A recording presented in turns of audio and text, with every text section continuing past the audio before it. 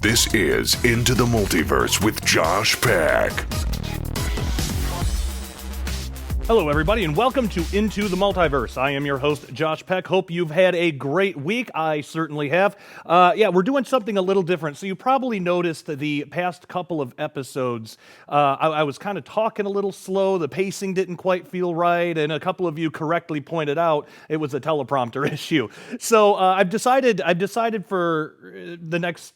Well, we'll see how it goes, but I've decided to just bring up the article in question. We'll go through the article together, and I'll provide commentary on it. That's basically what the teleprompter's job was anyway, but it's a little finicky, and it's difficult to get the timing right, so I'd rather just talk with you guys, so that's what we're going to do. Hey, if you haven't had a chance to do so, make sure you subscribe to this channel and click the bell for notifications. Don't forget to do that. Also, if you're not notified, just know that every Thursday morning at 9 a.m. Central, you will get a new episode of Into the Multiverse. So the New York Times just put out this recent opinion paper that I thought was interesting and brings up some good points that we should think about, but also it helps show what the other side thinks about these things. So there was a quote from David Chalmers on VR and AI that says, "There's just no doubt that it will change the world." Again, talking about virtual reality and artificial intelligence. It says, "We will develop new worlds and beings with powers greater than our own. How do we maximize them for good?" I would rephrase that question personally and say, is there any way to manufacture any good out of these things? Or should it just be left alone?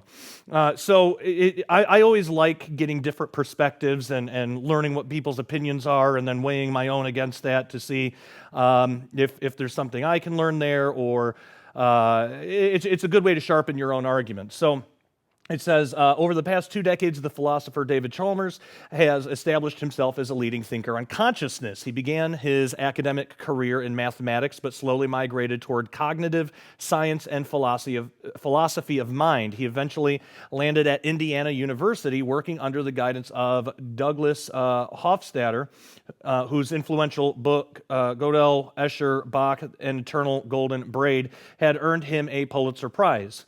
Chalmers' dissertation, Toward a Theory of Consciousness, grew into his first book, The Conscious Mind. Some of you might be familiar with that, from 1996. And it helped revive the philosophical conversation around consciousness. Again, because as most of you know, there is no scientific consensus on what consciousness is or how to really even properly define it. So it's a big question, especially with artificial intelligence, virtual reality, transhumanism in effect.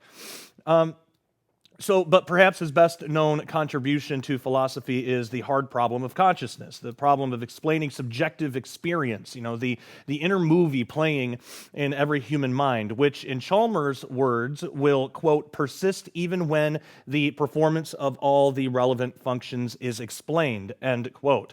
And that is something that I agree on. I don't think we're ever going to really be able to objectively explain or define subjective experience. I think if we were able to do that, it wouldn't be subjective anymore. How could you? But I don't know. I mean, maybe there is a way. I would actually be interested to know what all of you think. Leave me a comment in the comment section below and let me know. But it says, Chalmers is now writing a book on the problems of a technological future we are fast approaching: virtual reality, digitally uploaded consciousness, artificial intelligence, and more. The writer here says that he met with David Chalmers in his post office at New York University to discuss this future and how might we relate to it.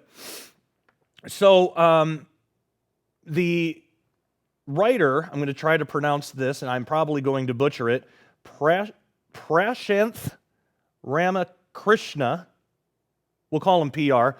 PR is the one that did the interview here, and then David Chalmers is answering the question. So the first question from PR here is, Artificial General Intelligence, AGI, is a system capable, like us humans, of performing open-ended tasks independent of scientific problems or context, conversation, common sense reasoning, experiential learning, and so on. The popular science fiction example is HAL 9000 from the film 2001: A Space Odyssey.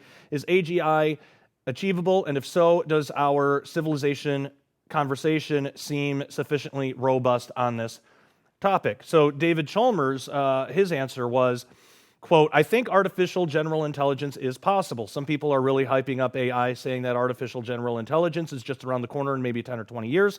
I would be surprised if they turn out to be right. There has been a lot of exciting progress recently with deep learning, which focuses on methods of pattern finding in raw data. Deep learning is great for things we perceptually as human beings, image recognition,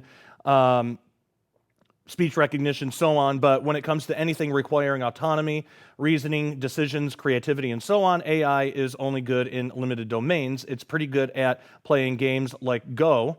The moment you get to the real world, though, things get complicated. There are a lot of mountains we need to climb before we get to human-level AGI. That said, I think it's going to be possible eventually, say in the next 40 to 100 year time frame. Once we have a human-level artificial intelligence, there's just no doubt that it will change the world. AGIs are going to be beings with powers initially equivalent to our own, and before long, much greater than our own. To that extent, I'm on board with people who say we need to think hard about how we design superintelligence in order to maximize good consequences. How robust is the current conversation? I find there's more and more attention among AI researchers to making AI beneficial in the short term and consistent with a good future for humanity in the long term. All right, so that's his answer. The way that I personally would answer this is I don't think it's going to take that long. I am one of those that actually thinks we're right there, right on the doorstep. I don't think it's going to take. I would be surprised if it took another 40 to 100 years to get there. I think it's going to be much shorter. I know there are a lot of technological hurdles to that, and I'm not ignorant of that fact at all, as many of you aren't either. But look how far science has progressed, how much more it's expanding. Now, there is one thing that could kill it. There is one thing that could kill innovation and actually make this go slower, and it could make it take another 100 years, and that's if the free market is destroyed. If we don't have private companies competing towards this technology, and if it becomes some type of socialized government plan or something like that, then it's dead in the water. Then it will take a very, very, very long time.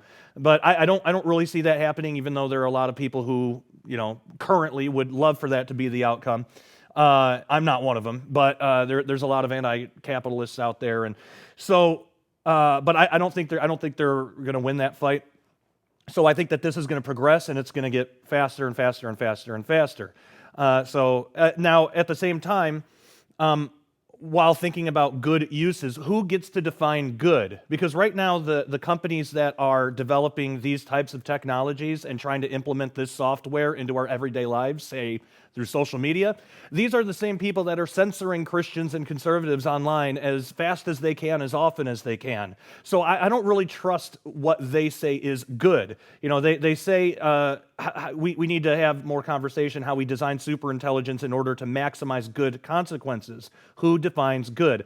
Because I'm telling you, it's not Christians and conservatives. They are not defining what's good. So that is why I believe in a very objective way, this AI will develop to be something authoritarian and bad. I think the outcome is actually going to be very bad because the values of the people who develop it, their version of good is our version of bad, basically, if that makes sense. So that's where I see AI going. Now, about these beings, PR asked, as Chalmers, I caught you using the word beings. Are you equating general intelligence with consciousness?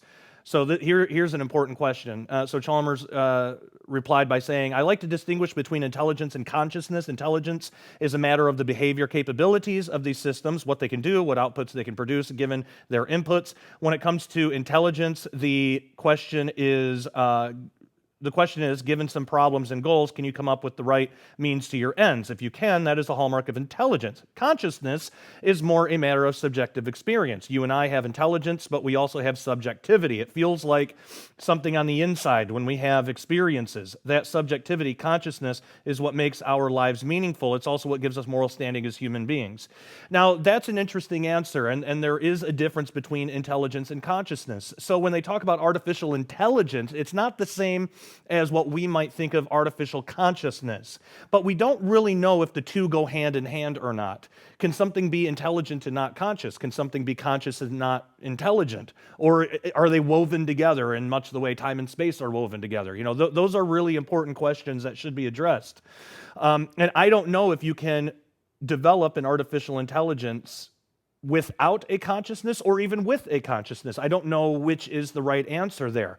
I would like to think that artificial consciousness is impossible. It may be possible, but you know what? It would be impossible to prove that it actually happened. Just in the same way you can't prove to me that you're conscious. Maybe, for all I know, it's a very long, old philosophical question. How can you prove that you and everything in the world weren't created 5 seconds ago with all your memories? How do you know that you're not the only one in existence and just all of reality is kind of your own hallucination and nobody else really exists? Sure, they all act conscious, but really you're the only one that you can be sure is conscious. The rest, for all you know, they're just acting like it in some simulated kind of way. Now, of course, we as Christians know that that's not, that's nonsense, that's garbage. But it's more of a philosophical question. But it does bring up the question, if we ever did create an artificial intelligence that seemed conscious, would we really know if it has consciousness or not? We couldn't. We couldn't possibly know that. But then we read about prophecies about the image of the beast and things like this, and some wonder, is that an artificial intelligence system that either does have some kind of demonic conscious or is just mimicking consciousness, extremely well? Those are very good questions, and there's not a lot of consensus on those questions. But it's questions we should have and we should talk about. But it all boils down to, is there any actual good consequences that can come from this? Again, it depends on what you think of as good. I mean, if it's just sifting through a bunch of data, then great. Faster computers are great. Ultimately, that's going to spawn, that's going to roll over into artificial intelligence anyway. Again, artificial intelligence is not the same as artificial consciousness, but we don't really know where the boundary between those two things are. The smarter something gets, the more conscious it will seem. And the more we'll have to ask ourselves if it really is, without ever having a way to know that for sure. It's like this transhumanist idea that you can upload, someday you'll be able to upload your consciousness into a machine. Well, if you do that, you are the only one that is going to know if you're in that machine or not. Because what if the machine really just kills you and it mimics your brain waves, it mimics everything about you? It's like that movie Transcendence. At the very end, you don't really know if the character Johnny Depp played, if he is really in the computer or if it's just a copy. You have no way of knowing. It goes back to this old question, how could you ever really know? So people will be uploading themselves, supposedly, but for all we know, they could be killing themselves in the process. Their soul could be detaching from their bodies, and just their consciousness, a copy of their consciousness, an artificial intelligence could be taking the place of what was a conscious soul. No one would know the difference. That is what's horrifying about it. And what's more horrifying is there's no way to know the difference. There's no way to know if people uploading themselves in the Matrix are really just killing themselves and the computer's just making a really good copy or not. There's no way to know. So it's a bad idea. But it does seem to be where the future's headed. I want to know what you think about this. Please leave me a comment in the comment section below. And again, if you haven't had a chance to do so, make sure you subscribe to this channel, click the bell for notifications, and I look forward to reading what you have to say. Till next time, take care and God bless. Ladies and gentlemen, prepare yourself for the most unique special offer in Skywatch TV history. We proudly announce the Vault Declassified Special Collection. For your $35 donation during this very limited time offer, you'll receive the new book by Pentagon analyst Lieutenant Colonel Robert McGinnis, Progressive Evil: How Radicals Are Redefining America's Rights, Making Her Globally Irrelevant for the End Times. Derek P. Gilbert's astonishing new book, Bad Moon Rising: Islam, Armageddon, and the Most Diabolical Double Cross in History. And the groundbreaking new book from Carl Gallup's Gods of the Final Kingdom, unveiling the secrets of the raging celestial war. And now, in a Skywatch TV first, directly from Tom Horn's personal private vault, you'll receive completely free of charge the never-before-released Tom Horn Secret Files USB flash drive. This drive is not available anywhere else and comes completely loaded with hundreds of files, including the world exclusive, behind-the-scenes, off-the-record video interview regarding perhaps the biggest scandal and cover-up in U.S. history. So hot, we're unable to discuss the specific contents on network television. This 2-hour investigative interview has not been released anywhere else and provides new forensic information connected to the Robert Mueller report that may soon send shockwaves through Washington, D.C. and around the world. The Tom Horn Secret Files USB flash drive also includes the Defender Films full-length, 2-time Telly Award-winning documentary movie Inhuman, the much-sought-after Defender Red Letter Edition Bible with expanded Apocrypha on Kindle and digital files, Eastward Bible software, brand new video presentations from the Watchmen Conference, a massive data library of ebooks with tens of thousands of pages and hours of bonus interviews on video with leading prophecy experts.